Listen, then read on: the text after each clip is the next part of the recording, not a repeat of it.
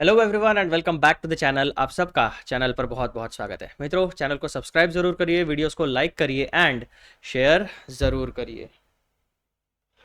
तो अब हम लोग आगे बढ़ते हैं और हमने जो रिवीजन बैच शुरू की है उस रिवीजन बैच के उस रिवीजन बैच की पढ़ाई शुरू करते हैं। सो द आपके लिए देख रहे हो यूट्यूब के ऊपर ये द अल्टीमेट रिवीजन बैच के नाम से आपको प्लेलिस्ट मिल जाएगी। आप मेरे चैनल पर ढूंढ सकते हो। This batch is applicable for CA intermediate students. मई 2025 के लिए हम लोग रिवीजन कर रहे हैं। और हमारा स्टडी मटेरियल कौन सा रेफर कर रहे हैं? हम लोग स्टडी मटेरियल रेफर कर रहे हैं हमारा प्यारे प्यारे इंस्टीट्यूट का स्टडी मॉड्यूल।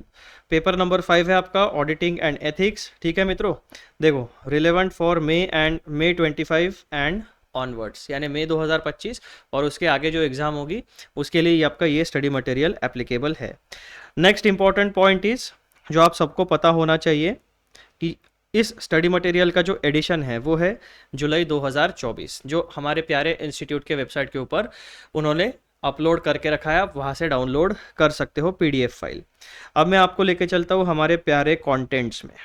देखो भाई साहब, हमारा सबसे पहला चैप्टर नंबर 1 है nature, objective and scope of audit. उसमें से हम लोगों ने introduction, origin of auditing, meaning and nature of auditing and interdisciplinary nature of auditing, ऐसे 4 टॉपिक्स हम लोगों ने रिवाइज कर लिए हैं। अब इस वीडियो में हम लोग रिवाइज करने वाले हैं टॉपिक नंबर 5 जो है ऑब्जेक्टिव्स ऑफ ऑडिट। इंपॉर्टेंट है ये भी, ठीक है। मैं यहाँ पर आपको मार्किंग कराते चलता हूँ, जहाँ पर भी मैं स्टार मार्क करूँगा वो आपके लिए इंपॉर्टेंट टॉपिक है भाई साहब। तो इंट्रोडक्शन वाला तो ठीक है, ओरिजिन ऑफ ऑडिटिंग में भी उतना कोई ज़्यादा नहीं है, लेकिन ये this is meaning of auditing is important. Interdisciplinary nature of auditing ठीक है, आप कर सकते हो, लेकिन जो अल्ट्रा इंपॉर्टेंट टॉपिक्स है वो मैं मार्किंग आपको कर दे रहा हूँ। तो ये आप बिल्कुल भी छोड़ नहीं सकते, कुछ भी हो जाए ये टॉपिक आपको कवर करके जाना है एग्जाम के लिए। तो ये 2 टॉपिक्स अभी तक मैंने आपको स्टार मार्क करा दिया, these are ultra important topics, ठीक है। ये आपके सीए इंटरमीडिएट फाइनल प्रोफेशनल पूरे लाइफ में काम आने वाले, इसलिए इसको अभी से आप अच्छे से तैयारी करना शुरू कर देना। तो ये 2 बातें मैंने आपको बता दी और इस वीडियो में हम केवल और केवल फोकस करेंगे ऑब्जेक्टिव्स ऑफ ऑडिट के ऊपर, जो आपके इंस्टीट्यूट के पेज नंबर 1.8 पर दिया है। हम लोग आगे हैं पेज नंबर 1.8 पर साहब। टॉपिक नंबर 5 है हमारा ऑब्जेक्टिव्स ऑफ ऑडिट, ठीक है। अब यहाँ पर आप एक काम करना, यहाँ पर स्लैश मार देना और यहाँ पर लिख देना ऑडिटर।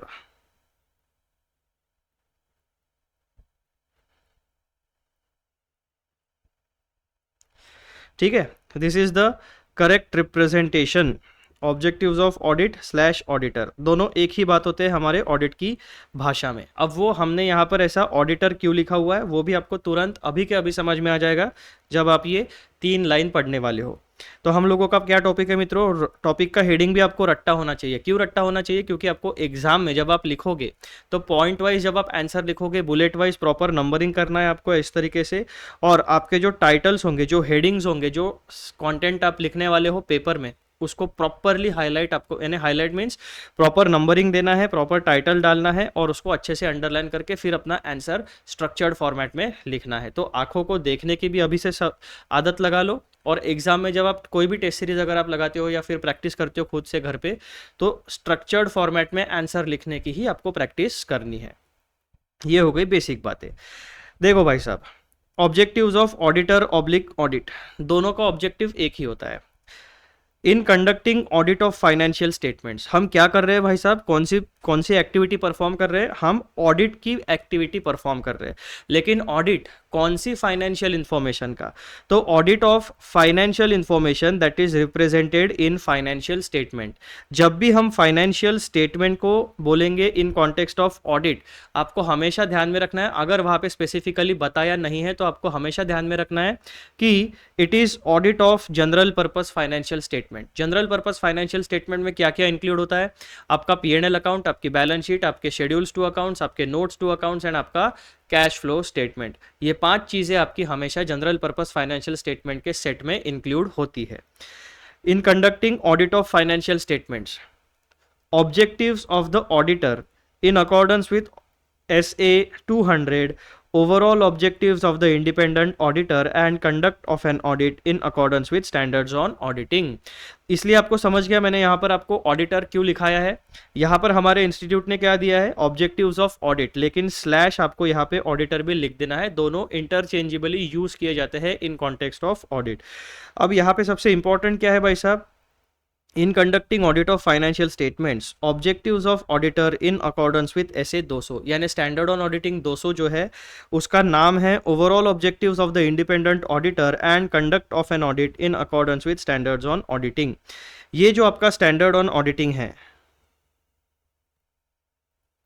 इसमें आपको ऑब्जेक्टिव्स ऑफ ऑडिटर मिलते हैं। ठीक है भाई साहब, वहीं से उठा के कॉपी पेस्ट करके स्टैंडर्ड का जो एक पैराग्राफ है उसका टेक्स्ट यहाँ पर आपको इंस्टीट्यूट ने दिया हुआ है।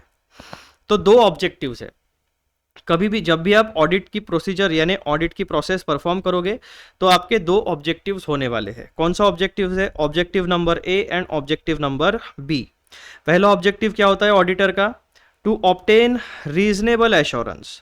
सबसे पहला ऑब्जेक्टिव क्या है भाई साहब, ऑब्टेन रीजनेबल एश्योरेंस। ये वर्ड हमेशा याद रखना। पहला ऑब्जेक्टिव है to obtain reasonable assurance about whether the financial statements as a whole, यानी complete set of general purpose financial statements, about whether the financial statements as a whole are free from material misstatement, यानी पूरा का पूरा general purpose financial statement में जितनी भी information आपने दी है फाइनेंशियल नॉन फाइनेंशियल नेचर की, वो सारी की सारी इंफॉर्मेशन उसमें किसी भी प्रकार की कोई मटेरियल मिसस्टेटमेंट नहीं है। To obtain reasonable assurance about whether the financial statements as a whole are free from material misstatement, whether due to fraud or error, यानी मटेरियल मिसस्टेटमेंट दो कारणों की वजह से हो सकती है।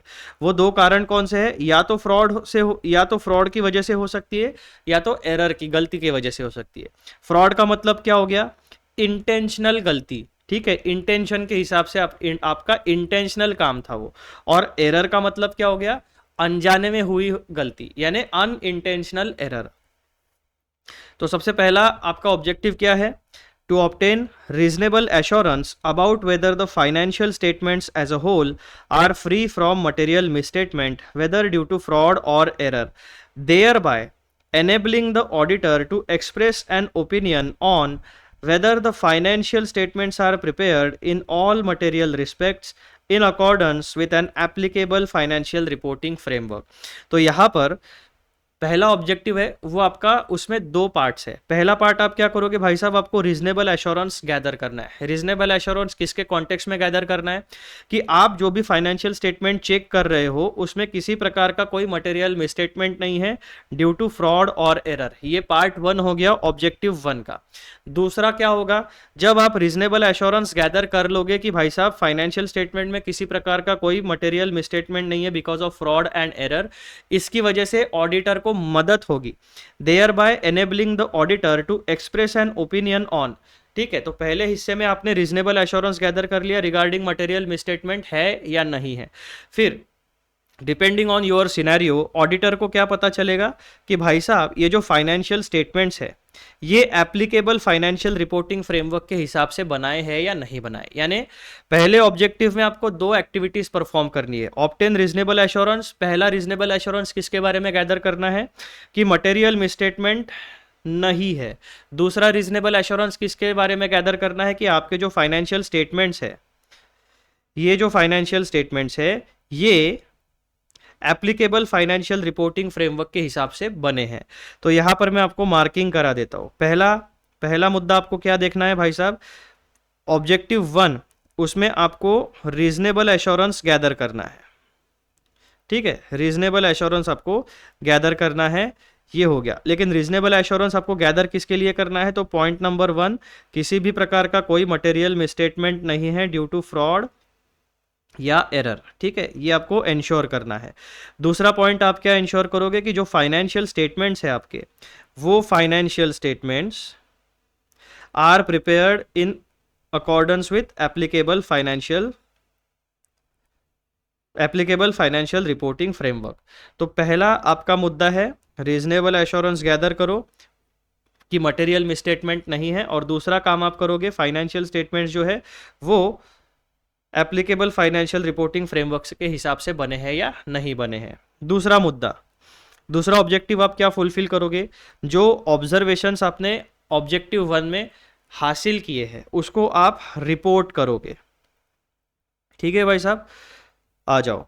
To report on financial statements and communicate as required by the SAs in accordance with auditor's findings. तो दूसरा मुद्दा आपका क्या आ जाएगा, तो 3 एक्टिविटीज आपको परफॉर्म करनी है। पहले तो obtain reasonable assurance regarding material misstatement and ensure करो कि फाइनेंशियल स्टेटमेंट आपके एप्लीकेबल फाइनेंशियल रिपोर्टिंग फ्रेमवर्क के हिसाब से बने। ये 2 काम आपने कर लिया। फिर आपके जो भी ऑडिट के फाइंडिंग्स होंगे उसको क्या करोगे आप, प्रॉपरली स्ट्रक्चर्ड मैनर में ऑडिट रिपोर्ट के फॉर्मेट में इन अकॉर्डेंस विद एसएस, जो भी आपका ऑडिट रिपोर्ट का फॉर्मेट है उस फॉर्मेट में आप सारी इंफॉर्मेशन फिलअप करोगे और उसको कम्युनिकेट करोगे। तो ऑब्जेक्टिव नंबर 2 में भी आपको 2 एक्टिविटीज करनी है। कौन सी एक्टिविटीज करनी है आपको, एक तो पहला जो है आपका रिपोर्ट का प्रिपरेशन करना है आपको, this is your first activity, और दूसरा है रिपोर्ट को कम्युनिकेट करना है, this is your second activity. तो इस प्रकार से आपके ऐसे 200 के अंदर, ऐसे 200 के तहत आपको 2 ऑब्जेक्टिव्स फुलफिल करने होते हैं। ठीक है भाई साहब, एकदम क्लैरिटी के साथ आ गया। तो कुल मिलाकर आपको ये जो ऑब्जेक्टिव्स वाला पोर्शन है as an auditor 4 activities perform करनी है। पहली एक्टिविटी, रीजनेबल एश्योरेंस गैदर करो भाई साहब मटेरियल मिसस्टेटमेंट नहीं है whether due to fraud and error. दूसरी एक्टिविटी क्या करोगे आप लोग, फाइनेंशियल स्टेटमेंट्स जो बनाए हैं मैनेजमेंट ने वो एप्लीकेबल फाइनेंशियल रिपोर्टिंग फ्रेमवर्क के हिसाब से है या नहीं है वो चेक करोगे। तीसरी एक्टिविटी क्या करोगे, स्टैंडर्ड्स ऑन ऑडिटिंग के हिसाब से ऑडिट रिपोर्ट को आप ऑडिट रिपोर्ट के फॉर्मेट को आइडेंटिफाई करोगे, ऑडिट रिपोर्ट रिटर्न फॉर्मेट में बनाओगे, रिपोर्ट बनने के बाद उसको रिलेवेंट स्टेक होल्डर्स को कम्युनिकेट करोगे। तो ऐसे 4 एक्टिविटीज आपको इन 2 ऑब्जेक्टिव्स में परफॉर्म करनी है। ये हो गया हमारा जनरल डिस्कशन रिगार्डिंग, यानी डिटेल डिस्कशन, सॉरी जनरल नहीं, detail discussion regarding objectives of audit. अब आगे हमारे इंस्टीट्यूट ने क्या किया है, जो हम लोगों ने यहीं पर डिस्कस कर लिया है उससे रिलेटेड बहुत सारे की पॉइंट्स जो है वो हमें यहां पर प्रोवाइड किए हैं। ठीक है भाई साहब, तो आप भी अच्छे से ध्यान से इस एनालिसिस को सुनो, ये बहुत काम का एनालिसिस है आप लोगों के लिए।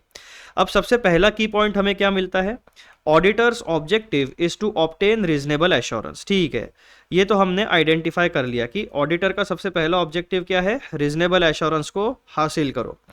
Auditor's objective is to obtain reasonable assurance whether financial statements as a whole are free from material misstatement whether due to fraud or error। यानी फाइनेंशियल स्टेटमेंट में किसी भी प्रकार का कोई फ्रॉड या एरर नहीं है, ये आपको एज एन ऑडिटर एंश्योर करना है। तो मटेरियल मिसस्टेटमेंट वाली पहली एक्टिविटी हमारी कंप्लीट हो गई। फिर आगे उसी पॉइंट में ये लोग क्या कहते हैं, reasonable assurance is to be distinguish from absolute assurance. अब यहां पर 2 अलग टर्म्स हमारे सामने आती है, एक तो है भाई साहब रीजनेबल एश्योरेंस और दूसरा है भाई साहब एब्सोल्यूट एश्योरेंस। तो यहां पर ये लोग हमें क्या बताना चाहते हैं कि ये जो पहला वाला जो टर्म है रीजनेबल एश्योरेंस और ये दूसरा वाला जो टर्म है एब्सोल्यूट एश्योरेंस, इन दोनों में बहुत बड़ा फर्क होता है। और ऑडिट की जब भी हम बात करेंगे तो हम हमेशा रीजनेबल एश्योरेंस दे सकते हैं किसी भी स्टेक होल्डर को, हम कभी भी एब्सोल्यूट एश्योरेंस प्रोवाइड नहीं कर सकते एज अ चार्टर्ड अकाउंटेंट। वो क्यों नहीं कर सकते उसका भी डिस्कशन यहां पे दिया हुआ है। Reasonable assurance is to be distinguished from absolute assurance. Absolute assurance is a complete assurance or a guarantee that financial statements are free from material misstatement. तो यहां से लेकर absolute assurance क्या, यहां पर absolute assurance का मीनिंग आपको बताया गया है। ठीक है, क्या कहता है वो लोग, Absolute assurance is a complete assurance or a guarantee that financial statements are free from material misstatement। यानी absolute assurance जब भी कोई व्यक्ति देगा तो उसका मतलब क्या हुआ कि भाई साहब फाइनेंशियल स्टेटमेंट में किसी भी प्रकार का कोई मटेरियल मिसस्टेटमेंट नहीं है आइदर ड्यू टू फ्रॉड और एरर। ये एब्सोल्यूट मैं गारंटी के साथ कहता हूं, ऐसा कहना हो गया। लेकिन however reasonable assurance is not a complete guarantee. तो रीजनेबल एश्योरेंस क्या होता है, उसमें कंप्लीट गारंटी नहीं देते हम लोग as an auditor, although it is a high level of assurance but it is not a complete assurance. तो यहां पर आपको रीजनेबल एश्योरेंस का मीनिंग दिया है। However, reasonable assurance is not a complete guarantee, although it is high level assurance. तो reasonable assurance किस प्रकार का एश्योरेंस होता है? It is a high level of assurance but it is not a complete absolute assurance. अब आपके दिमाग में एक सवाल आएगा कि भाई साहब हम लोग ऑडिट में रीजनेबल एश्योरेंस क्यों दे सकते हैं, एब्सोल्यूट एश्योरेंस क्यों नहीं दे सकते? तो इसका जवाब आपको कहाँ पे मिलता है? इनहेरेंट लिमिटेशंस ऑफ ऑडिट में। ऑडिट की जो प्रोसेस है वो कोई भी प्रोसेस इस दुनिया में परफेक्ट नहीं हो सकती। तो परफेक्ट नहीं हो सकती मतलब परफेक्ट क्यों नहीं हो सकती? क्योंकि क्या होता है भाई साहब, जब भी एक ऑडिटर जो होता है किसी भी इंडस्ट्री, अब एक बिजनेस एंटिटी है, ठीक है, उस बिजनेस एंटिटी के दो प्रकार के स्टेक होल्डर्स होते हैं। एक होता है ओनर्स, मैनेजमेंट एंड एम्प्लॉयज, और बाकी एक्सटर्नल स्टेक होल्डर्स होते हैं जो उसके इन्वेस्टर्स होते हैं। उसके बाद में गवर्नमेंट होती है, उसके बाद में उसके बाकी जो भी सप्लायर्स होंगे, क्रेडिटर्स होंगे, फाइनेंशियल इंस्टीट्यूशंस होंगे जिन्होंने लोन दिया है। तो ऐसे एक बिजनेस एंटिटी में बहुत सारे लोगों के फाइनेंशियल इंटरेस्ट जुड़े हुए होते हैं। तो और हम जो एज एन ऑडिटर, हम जो चार्टर्ड अकाउंटेंट होते हैं, हम एक एक्सटर्नल पार्टी होते हैं। हम उस ऑर्गेनाइजेशन में पूरे साल भर काम नहीं करते। हम स्टैट्यूटरी ऑडिटर बन के जब जाते हैं तब हमारा जो फाइनेंशियल ईयर 12 महीनों का होता है, तो हम 12 महीने खत्म होने के बाद फिर अगले 30 दिन 40 दिन में क्या करते हैं कि पूरे के पूरे 12 महीनों का ट्रांजैक्शन हम चेक करने की कोशिश करते हैं।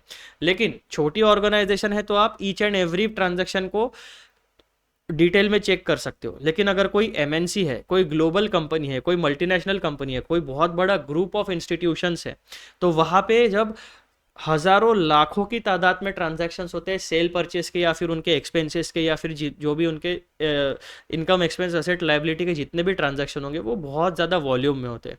तो ऐसे केसेस में हम ईच एंड एवरी ट्रांजैक्शन को डिटेल में चेक नहीं कर सकते। इसका मतलब क्या हुआ कि जो ऑडिट की प्रोसेस है वो हमें लिमिटेड रिसोर्सेस में कंप्लीट करनी होती है। Limited resources means financial resources भी लिमिटेड होते हैं हमारे पास, ह्यूमन रिसोर्सेस भी लिमिटेड होते हैं, एंड टाइम का भी लिमिटेड कंस्ट्रेंट होता है। यानी एक स्पेसिफिक टाइम पीरियड में हमें ऑडिट की प्रोसेस कंप्लीट करके एक क्रेडिबल रिपोर्ट जनरेट करनी होती है। तो ऐसे केसेस में हम क्या एडजस्ट करते हैं? हम sample check, test check basis पे काम करते हैं, सैंपल चेक बेसिस पे काम करते हैं, हम पूरे डेटा को चेक नहीं करते। तो जो ओवरऑल ऑडिट की प्रोसेस का जो सिनेरियो है उसमें हम डिटेल्ड 100% काम नहीं करते और 100% गारंटी नहीं दे सकते, क्योंकि ऐसा हो सकता है कि जिस व्यक्ति को फ्रॉड करना है वो व्यक्ति क्या करेगा, फ्रॉड को इस तरीके से डिजाइन करेगा कि वो कभी भी पकड़ में ना आए, वो छुपा के करेगा, वो लूपहोल्स ढूंढ के करेगा। तो ऑडिटर का काम क्या होता है? फ्रॉड फाइंडिंग का काम नहीं होता है ऑडिटर का। ऑडिटर का काम होता है भाई साहब कि आपके जो फाइनेंशियल स्टेटमेंट्स है वो लीगली बनाए गए हैं कि नहीं, वो सारे बिजनेस, इकोनॉमिक, कमर्शियल लॉज को मानते हुए बनाए गए हैं या नहीं, और जितनी इंफॉर्मेशन आपके सामने आई है, जो एविडेंस आपको मिले हैं उस लिमिटेड टाइम पीरियड में, उसके हिसाब से ट्रू एंड फेयर व्यू आपके ओपिनियन में ये फाइनेंशियल स्टेटमेंट डिपिक्ट करते हैं या नहीं करते। तो इस वजह से क्या होता है, ऑडिट की जो प्रोसेस होती है हम हमेशा रीजनेबल एश्योरेंस दे सकते हैं, हम एब्सोल्यूट एश्योरेंस नहीं दे सकते, क्योंकि ऑडिट का जो नेचर है वो इन्वेस्टिगेशन का नेचर नहीं है। ऑडिट की प्रोसेस वो रीवेरिफिकेशन, रीचेकिंग का अप्रोच होता है। ठीक है भाई साहब, ये बात आपको यहां पे समझ गई। Then Audit of financial statements is carried out by the auditor with professional competence and skills in accordance with standards on auditing। ठीक है, जितने भी हमारे engagement and quality control standards है जो हमारे ऑडिट के प्रोसेस में अप्लाई होती है, उसके हिसाब से हम लोग ऑडिट को परफॉर्म करते हैं। Audit procedures are applied in accordance with essays. Audit evidence is obtained and evaluated. On the basis of that, conclusions are drawn and opinion is formed. तो ऑडिट की जो प्रोसेस है उसका ओवरव्यू आपको यहाँ पर दिया हुआ है। It leads to high level of assurance which is called reasonable assurance but it is not absolute assurance। तो यहाँ पर आपको क्या किया गया है, reasonable assurance and absolute assurance का मीनिंग बताया गया है, एक ओवरव्यू देने की कोशिश की गई है। और आपको जब एग्जैक्ट आंसर चाहिए होगा तो आपको क्या करना पड़ेगा, इस पोर्शन को आपको इनहेरेंट लिमिटेशंस ऑफ ऑडिट के साथ पढ़ना पड़ेगा। वहां पे आपको पता चलेगा कि जो ऑडिट एविडेंस हम गैदर करते हैं वो परसुएसिव नेचर का होता है, वो कंक्लूसिव नेचर का नहीं होता है। और ऐसे बहुत सारे लिमिटेशंस है जिनकी वजह से हमारे ऑडिट में जो एश्योरेंस हम दे सकते हैं वो केवल रीजनेबल नेचर का हो सकता है, वो कभी भी कंप्लीट गारंटी या एब्सोल्यूट नेचर का नहीं हो सकता। ये हो गया आपका पहला की पॉइंट, ऑब्जेक्टिव ऑफ ऑडिटर का complete discussion regarding reasonable assurance. अब point number 2, material misstatements in financial statements can occur due to fraud और एरर और बोथ। तो ये जो मटेरियल मिसस्टेटमेंट है, अब आप मुझे एक बात बताओ, किसी भी फाइनेंशियल स्टेटमेंट्स में 4 कैटेगरीज में इंफॉर्मेशन को डिवाइड किया जाता है। पहली कैटेगरी, आपकी 4 कैटेगरीज कौन सी होती है? इनकम, एक्सपेंस, असेट, लाइबिलिटी, यानी P&L एंड बैलेंस शीट, उसी से जुड़े हुए शेड्यूल्स और उसी से जुड़े हुए नोट्स टू अकाउंट्स, और फिर आपके फाइनेंशियल स्टेटमेंट्स में जो कैश फ्लो आपका होता है, कैश इनफ्लो आउटफ्लो, उसको डिपिक्ट करने के लिए आप क्या बनाते हो? कैश फ्लो या फंड फ्लो स्टेटमेंट बनाते हो। तो मित्रों, ये जो मटेरियल मिसस्टेटमेंट होता है, तो कोई भी जो मिसस्टेटमेंट है वो मटेरियल कब बन जाता है? अब आप मुझे एक बात बताओ, जो मैंने आपको 3 एंटिटीज बताई थी, आपके सीए इंडस्ट्री में 3 प्रकार के स्टेक होल्डर्स होते हैं। पहला बिजनेस एंटिटी, दूसरा users of financial information and तीसरा चार्टर्ड अकाउंटेंट। तो एक चार्टर्ड अकाउंटेंट कौन होता है? न्यूट्रल पार्टी होती है। यूजर्स ऑफ फाइनेंशियल इंफॉर्मेशन मतलब क्या? कि ये जो फाइनेंशियल स्टेटमेंट्स होते हैं, इनको समझ के, इनकी इंफॉर्मेशन के बेसिस के ऊपर वो अपने फाइनेंशियल डिसीजंस को फाइनलाइज करते हैं, यानी इन्वेस्टमेंट करना है, डाइवेस्टमेंट करना है, होल्ड करना है, किस तरीके से काम करना है, वो सारा फाइनेंशियल स्टेटमेंट की जो इंफॉर्मेशन होती है उसके बेसिस के ऊपर अपने डिसीजंस लेते हैं, उन्हें कहा जाता है स्टेक होल्डर्स। और एक एंटिटी हमारी होती है बिजनेस एंटिटी, यानी ओनर्स और मैनेजमेंट, जिनके ऊपर पूरा का पूरा बिजनेस चलाने की और फाइनेंशियल स्टेटमेंट्स बनाने की जिम्मेदारी होती है। अब ये जो मिसस्टेटमेंट मतलब क्या? कि जो एक्चुअल फैक्ट है वैसा डिपिक्ट ना करते हुए कुछ और डिपिक्ट हुआ, उसे कहा जाता है मिस स्टेटमेंट। यानी जो ट्रू है, जो ट्रूथ है, वो रिप्रेजेंट ना करते हुए कोई फॉल्स इंफॉर्मेशन रिप्रेजेंट हो गई। अब ये मिस स्टेटमेंट 2 कारणों की वजह से हो सकता है, या तो गलती की वजह से या तो फ्रॉड की वजह से, यानी intentional fraud and unintentional error, इनकी वजह से गलतियां हो सकती है। तो ऐसे केसेस में जो भी मिसस्टेटमेंट है, इस मिसस्टेटमेंट की वजह से आपके फाइनेंशियल स्टेटमेंट में जो भी फाइनेंशियल इंफॉर्मेशन आएगी वो गलत आ जाएगी। अगर उस गलत या उस डिस्टॉर्टेड फाइनेंशियल इंफॉर्मेशन की वजह से जो हमारे स्टेक होल्डर्स हैं, जो फाइनेंशियल स्टेटमेंट को बेस बना के अपने इकोनॉमिक डिसीजंस लेते हैं, ऐसे लोगों की इकोनॉमिक डिसीजन मेकिंग के ऊपर जो भी इम्पैक्ट डालेगा, उसी मिसस्टेटमेंट को हम मटेरियल मिसस्टेटमेंट कहते हैं हमारी ऑडिट की भाषा में। जिस भी मिसस्टेटमेंट का इकोनॉमिक डिसीजन मेकिंग के ऊपर कोई भी इम्पैक्ट नहीं पड़ने वाला है, किसी प्रकार का कोई मिसलीडिंग एक्ट नहीं होने वाला है, उस मिसस्टेटमेंट को हम मटेरियल मिसस्टेटमेंट नहीं कहते हमारे ऑडिट की भाषा में। तो मिसस्टेटमेंट का भी मीनिंग मैंने आपको यहां पर बता दिया। Misstatements in financial statements can occur due to fraud or error or both. The auditor seeks to obtain reasonable assurance whether financial statements as a whole are free from material misstatements caused by fraud or error. तो auditor का काम ही क्या होता है कि reasonable assurance gather करने की कोशिश करता है। वो ऊपर बताया गया हुआ जितना भी गाइडेंस है with respect to standards on auditing, उसके हिसाब से ऑडिटर क्या करेगा? रीजनेबल एश्योरेंस गैदर करेगा whether financial statements as a whole are free from material misstatement. He has to see effect of misstatements on financial statements as a whole in totality, यानी complete set of general purpose financial statements के ऊपर किसी भी misstatement का क्या impact होता है, इसका रिस्क असेसमेंट ऑडिटर को करना पड़ेगा। तीसरा पॉइंट हमें क्या पता चलता है? की point, obtaining reasonable assurance that financial statements as a whole are free from material misstatements enables the auditor to express an opinion on whether financial statements are prepared in all material respects in accordance with applicable financial reporting framework। यानी applicable financial reporting framework मतलब क्या? अगर आपकी banking entity है तो जो भी RBI के गाइडलाइंस है और जो भी बैंकिंग एंटिटीज का फाइनेंशियल स्टेटमेंट्स का फॉर्मेट है, उसके हिसाब से आपका applicable financial reporting framework decide होगा और उसी हिसाब से आपको फाइनेंशियल स्टेटमेंट्स यानी P&L बैलेंस शीट बनानी पड़ेगी।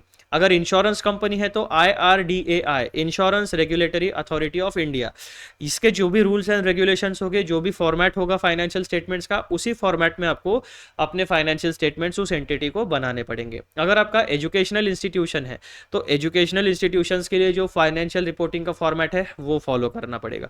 हॉस्पिटल है तो उसका फाइनेंशियल रिपोर्टिंग फ्रेमवर्क फॉलो करना पड़ेगा। एनजीओ है, ट्रस्ट है, तो उसके हिसाब से आपको सारी चीजें फॉलो करनी पड़ेगी। तो depending on the legal status of your entity, उनको कौन सा फाइनेंशियल रिपोर्टिंग फ्रेमवर्क एप्लीकेबल है, वो सारी चीजें आपको देखनी पड़ेगी। इसी के साथ आपकी एंटिटी को कौन से अकाउंटिंग स्टैंडर्ड्स एप्लीकेबल है या फिर आपके एंटिटी को कौन से इंडियन अकाउंटिंग स्टैंडर्ड्स एप्लीकेबल है, वो भी आपको applicable reporting financial reporting framework में देखना पड़ेगा। उसके बाद आपके जो भी टैक्सेशन से रिलेटेड रूल्स एंड रेगुलेशंस है, जैसे कि डेप्रिसिएशन का शेड्यूल हो जाता है, आप इनकम टैक्स के हिसाब से भी बनाते हो, आप कंपनी एक्ट के हिसाब से 2 प्रकार के डेप्रिसिएशन के शेड्यूल बनते हैं।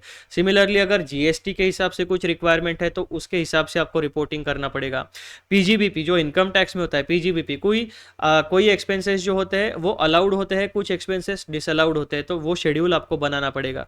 तो एप्लीकेबल फाइनेंशियल रिपोर्टिंग फ्रेमवर्क एक बहुत बड़े डाइवर्स रूल्स रेगुलेशंस को मिला के बनता है। तो एज एन ऑडिटर आपको ये पता होना चाहिए आपकी एंटिटी बिजनेस एंटिटी है या नॉन बिजनेस एंटिटी है, दैट मीन्स प्रॉफिट ओरिएंटेड है, नॉन प्रॉफिट ओरिएंटेड है, आपके एंटिटी का लीगल स्टेटस क्या है, कंपनी है, पार्टनरशिप फर्म है, सोल प्रोप्राइटरशिप है, एलएलपी है, एलएलसी है, उसके फिर आपके एंटिटी के ट्रांजैक्शंस कहाँ पे होते हैं, कौन से टैक्स लॉज उसको एप्लीकेबल होते हैं, इनकम टैक्स होता है, वेल्थ टैक्स होता है, स्टैम्प ड्यूटी होता है, जीएसटी होता है, इंपोर्ट एक्सपोर्ट है, उसके बाद में ईपीएफ अगर आपको प्रोविडेंट फंड एप्लीकेबल होता है या नहीं होता है, उसके बाद में और कौन से होते हैं, ग्रेच्युटी एक्ट एप्लीकेबल होता है या नहीं होता है, प्रोफेशन टैक्स एप्लीकेबल होता है या नहीं होता है, अलग अलग प्रकार के एनवायरमेंटल लॉज होते हैं अगर मैन्युफैक्चरिंग एंटिटी है तो ये जो एप्लीकेबल रिपोर्टिंग फ्रेमवर्क होता है ये इन सारी चीज़ों से मिलकर बनता है।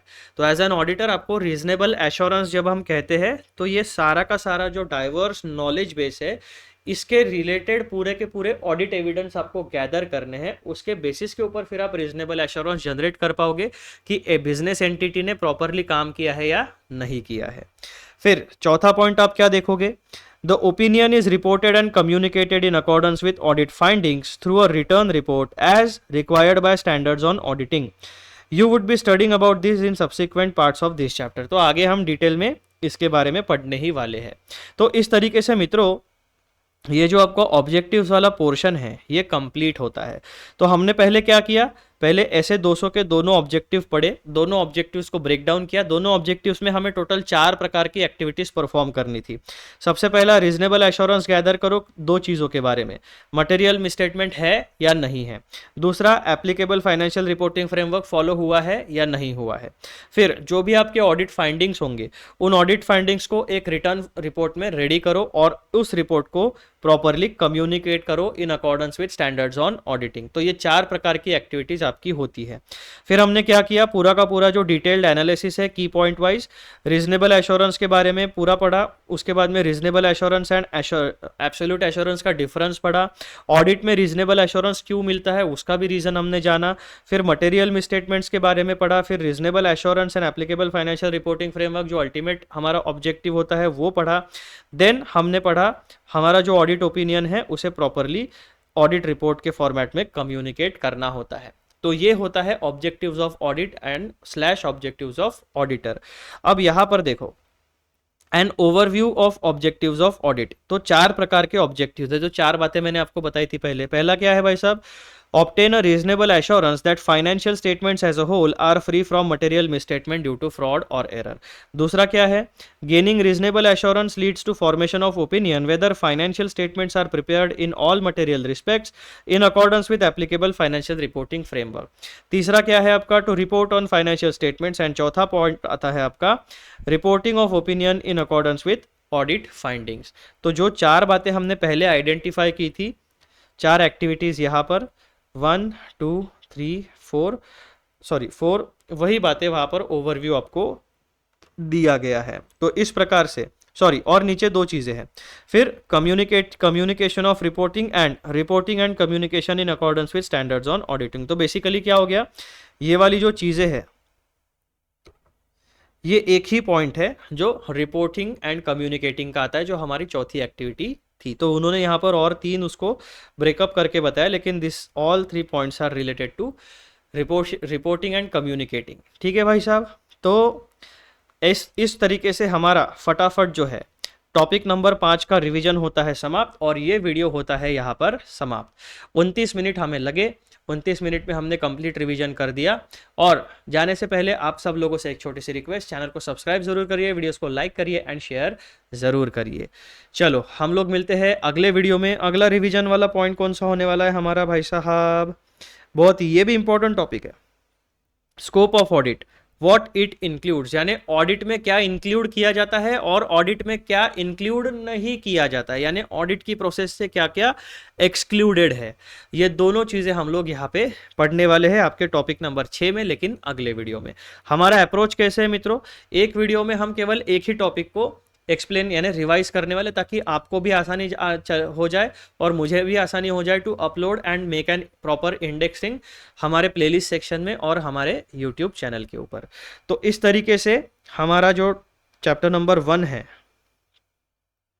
उसका टॉपिक नंबर 5 भी होता है मित्रों हमारा कंप्लीट। चलो मिलते हैं अगले वीडियो में।